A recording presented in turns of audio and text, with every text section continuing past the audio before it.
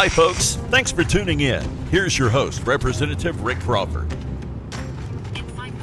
Hey folks, welcome to Tune In. I'm Rick Crawford. Glad you could join us for our first installment of Tune In. We have a great guest with us today. You'll meet him in just a minute, and we're going to discuss a few things that have taken place here in Washington over the last week since we've been in session. H.R. 2647, the Resilient Federal Forest Act, was led by Representative Bruce Westerman from Arkansas's 4th District. Very important to the state of Arkansas, very important to the country.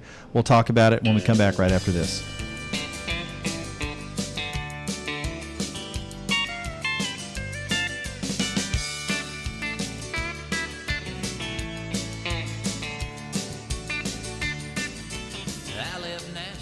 And we are back, and as promised, Representative Bruce Westerman from Arkansas's 4th District. Glad you could be here this morning. Oh, it's my pleasure, Rick. Great to be here. You've been busy this morning already. I know you've been doing some press hits and running around, so I'm glad you could join us today. Yeah, if the sweat droplets are showing up, I apologize, but it's a hot, muggy day in D.C. No, you know what? I'm glad you came in because yesterday we passed a bill that you took the lead on, and I'm going to have you tell everybody what that bill is, what it does, why it's important to Arkansas. But first I got to tell you, it's forest related. So for folks who don't know, you've got a master's degree in forestry, forest management. You've worked in the industry. You're an engineer. So basically, this didn't just fall in your lap. I mean, you took the lead on this. It's H.R. 2647, the Resilient Federal Forest Act. Talk about what that means to the industry and, in a broader sense, what it means to Arkansas's economy. Yeah, and I'm really excited about this. Not only is it a great bill, it was the first bill I got to be the lead sponsor on, and to get it passed off the House floor was just it was amazing to get that through yesterday. But I'm most excited because it's going to have real results when these policies are implemented on the ground. Of course, we've got to get the Senate on board. The president he didn't issue a veto threat, but he basically said he didn't like the bill. I think that's just a lack of education. I think they don't understand what's going on with the bill. Excuse me, but this bill is about better forest management. As you know, we've got the amount of wildfires over the past few decades has just been rising exponentially. It costs a ton of money to fight these wildfires. The Forest Service budget is all being sucked up to fight wildfire. Doesn't leave money there to manage the forest the way it needs to be managed, so it's just a compounding problem.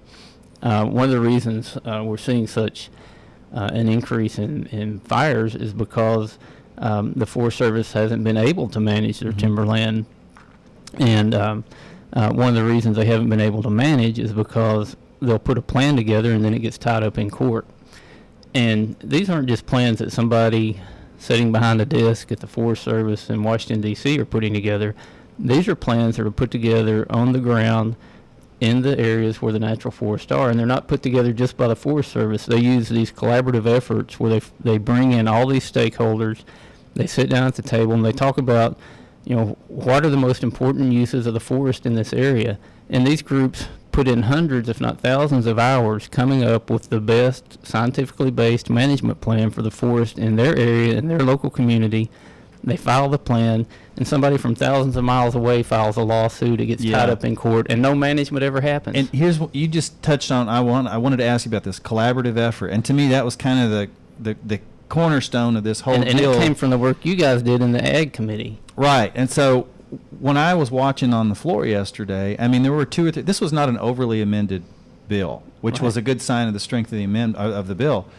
But the one that seemed to, and this is the only one that was a voice vote was required, was Jared Polis from Colorado, and it really kind of got your collaborative effort part to this seemed to be the argument for his against his amendment, because they just seem to want to make sure they reserve every right to create litigation.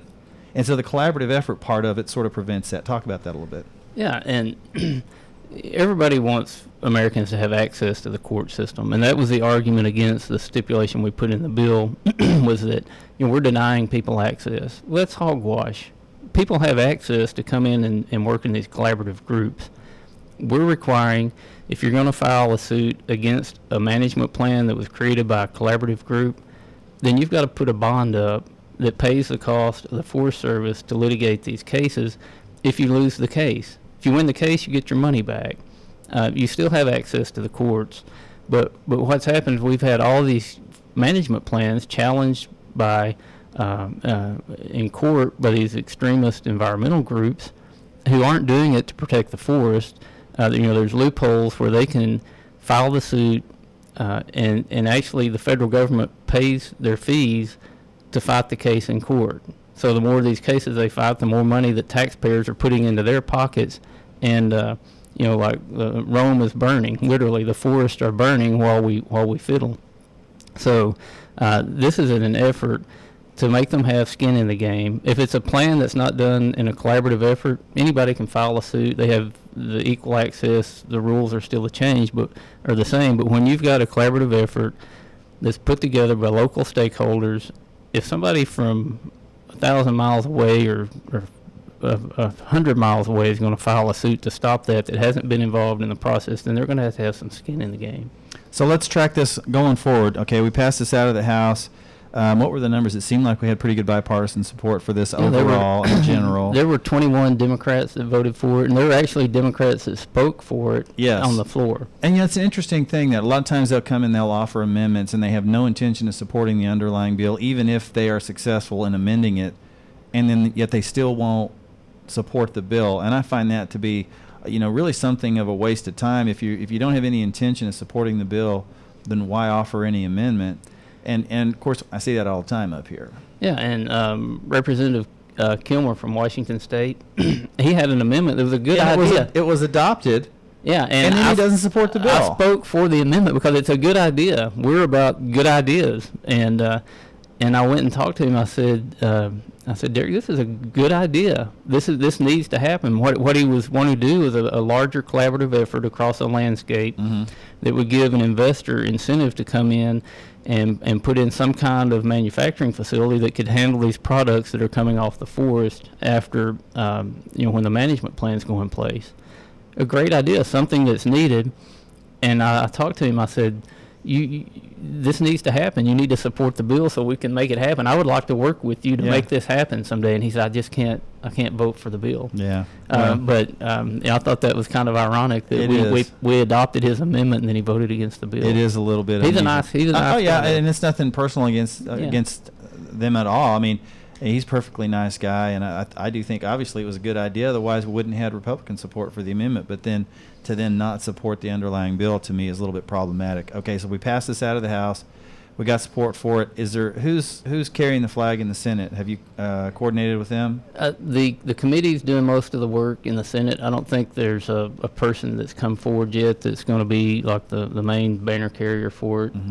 But it's a good idea, and somebody should really latch on to it. We're really getting geared up into the fire season here. There are already fires burning out west.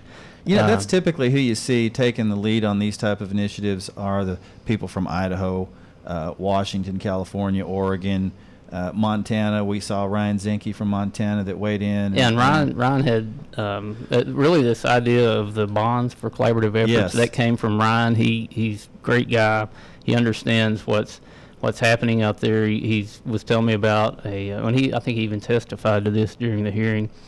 There was a fire there several years ago. They couldn't go in and salvage the timber. So you've got all this dead timber standing. It's fuel. Which it's no is, longer a tree. Right. It's dead wood. They had another fire start up, and the nickname for these trees are widowmakers. So you can't send people in on the ground to fight these fires. So the only way you can fight it is by air, and I think he told me the cost was $3,000 an hour. Oh man. Well, a great job on that, and like I said, typically this is reviewed as a Western type of a problem. It's not. I'm glad they looked to you for this, and I think it's good for Arkansas that you sort of brought this. Well, Rick, an interesting fact, and we we didn't know this until we started researching it, but in the 4th District, I've got about 2.5 million acres of federal land. Right. And it's the largest, if you exclude Alaska, which is 1 congressional district, and Montana, which is 1 congressional district, it's the congressional district with the most federal land in it in the country.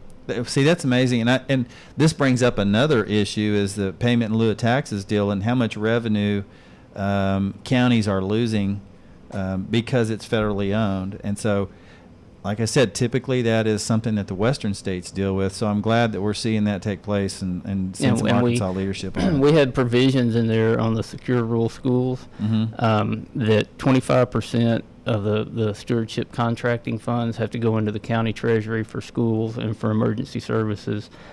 These, the sheriff's office, the fire departments, they still have to respond to the emergencies on these this Forest Service property, and they're getting little or no income to do that. So, and then you got the schools there. Our communities really suffer that are dependent on these forests when the forests aren't being managed properly. Well, again, congratulations, H.R. 2647, the Resilient Federal Forest Act. Great job on that. Let me switch gears real quick in the time we have left. You served in the legislature back home for 2 terms. Right. And you're here now, you're 6 months in, you're already passing some pretty major legislation.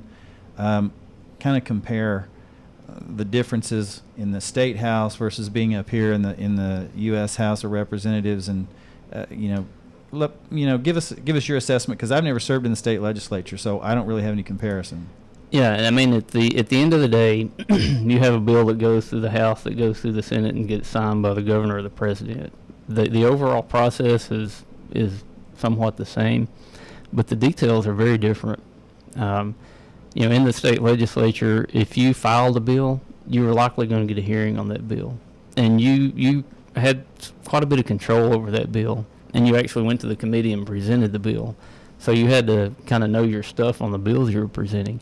Here, you file a bill and the committee has it, and if it's not in your committee of jurisdiction, you may never see it again. You may never see it again. I've experienced that myself. Yeah, and it can be very frustrating. In the state legislature, you're on a condensed time frame, so the bills are rolling through very fast, and each bill comes before the House chamber and gets debated on the floor, and then you vote on it at that very moment. It's been through the committees, obviously, and then when I filed a bill in the state, I would always go down to the Senate and get a Senate co-sponsor on the bill, so that when the bill left the House, there was somebody in the Senate that picked it up and started running it through the committee. Well, we talked about earlier who's going to do the forestry bill in the Senate, and we don't know right now. Right. Yeah. I've experienced the same thing, and and the other issue that we have is cross-jurisdictional authority and things like that. For example, if we're working something in the Ag Committee that I serve on, it's not uncommon that you'll see Judiciary or Ways and Means that have also jurisdictional authority. The forestry bill went through Natural Resources, Agriculture, Transportation, and the Rules Committee. Right. And in the state legislature, you go through one committee and you're on the floor. Right. Now everything goes through the Rules Committee up here. I mean, it just kind of has to be, and that's probably not necessarily a bad thing, but that also can sort of tamp down some of the amendments that might arise on a bill that really doesn't. The Rules Committee can say that's in order, that's out of order, or whatever. Yeah, I still think our founding fathers knew what they were doing. As a legislator trying to pass laws, it can be extremely frustrating. But the process is designed to be slow. It's designed to be deliberate. I still would like to see it move faster, and you probably would too. I would, because I get frustrated, but I don't have a basis of comparison. So I mean, you coming out of the state legislature, you're probably just want to beat your head against the wall, because things do move slow up here. They move slow, and like I said, I didn't have anything to compare to, and I found that it moves slow. So it's got to be a killer for you. And another thing, in the state legislature, you really don't have staff. Right. You've got to combine a shared staff. Where here you've got staff that can research the issues, that can communicate with constituents, that can get input, and you can. I feel like I've got a much more informed decision, because the process is slower, and there's more people to help me gather information. In the State House, a lot of times you're basing your vote on the testimony that's done on the House floor, and they present the bill. The speaker says, it's time for the vote, and you've got like 30 seconds to push the button, yes or no. Yeah, I'm not sure I could handle that type of a scenario. I mean, we have a lot of time to sort of read and research and deliberate and have staff working on things. And so there's definitely some advantages to that. We're just about out of time, but let me tell you, I know there's folks that are going to be watching from your district, from my district. Last minute comment, say something to the folks at home. Well, and I just want to say how much a privilege it is to serve with you and the other members of the Arkansas delegation. I knew all of y'all before I got in Congress, but I've just been super impressed and feel honored to be a part of the team up here in D.C. And I don't know how I got to be part of it, but Well, I know I'm here. blessed to be. I don't know to be how I serving got with here you either, guys. but listen, and you mentioned it right there. It's a team. Arkansas is a small delegation. We're a small state, but we all work together. Bruce, thank you for being here. Thank you all for joining us, and we'll see you next time.